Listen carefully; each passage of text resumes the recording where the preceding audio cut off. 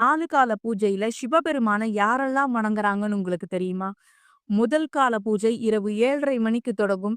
இந்த பூஜையில பிரம்மா சிவபெருமான வணங்குறாரு. சிவனுக்கு பால், தயிர், நெய்யினால அபிஷேகங்கள் நடைபெறும். இந்த காலத்துல நம்ம விரதம் இருந்து வழிபடும்போது பிறவி கர்மால இருந்து விடுபட முடியும். 2ஆம் கால பூஜை இரவு 10:30 மணிக்கு தொடங்கும். இந்த பூஜையில விஷ்ணு பகவான் சிவபெருமான வணங்குறாரு. சிவபெருமானுக்கு பஞ்சாமிர்தத்தால் அபிஷேகமும் சந்தன காப்பும் சாற்றப்படும். இந்த காலத்துல நம்ம விரதம் இருந்து வழிபடும்போது தனதானிய சம்பத்துக்கள் சேரும். 3ஆம் கால பூஜை நள்ளிரவு 12 மணிக்கு தொடங்கும். இந்த பூஜையில அம்பாள் சிவபெருமான வணங்குறாங்க.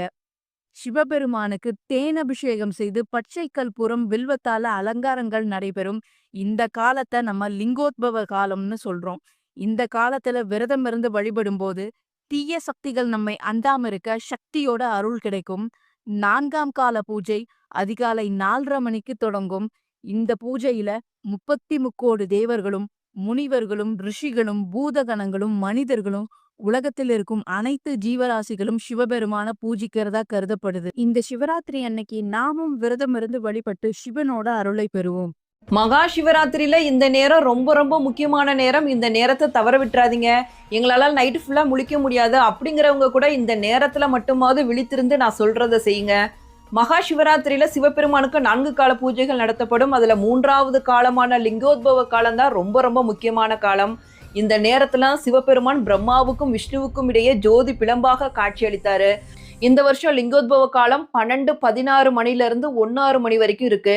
இந்த நேரத்துல என்ன பண்ணணும்னா ரொம்ப ரொம்ப முக்கியமானது, நம்ம முதுகு தண்டுவடத்தை செங்குத்தா வைத்து அமர வேண்டும். அதான் நேராக இருக்கிற மாதிரி வைத்து அமர்ந்து சிவபெருமானோட பஞ்சாட்சர மந்திரமான ஓம் நம சிவாயா அப்படிங்கிறத சொல்லி தியானம் பண்ணுங்க. இல்லை எங்களுக்கு தியானம் எல்லாம் பண்ண முடியாது அப்படின்னா சிவபெருமானோட மந்திரத்தை மட்டுமாவது இந்த நேரத்துல ஜெபித்து முதுகுத்தண்டு நேராக இருக்கிற மாதிரி வைத்து அமருங்க. இந்த பிரபஞ்சமே உங்களை ஆதரிக்கிற நேரம் இது.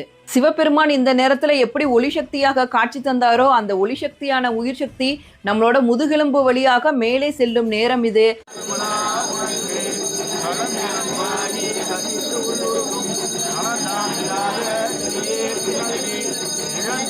வந்தருளி எங்களை தாண்டி நாயில் கரையாய் இழந்த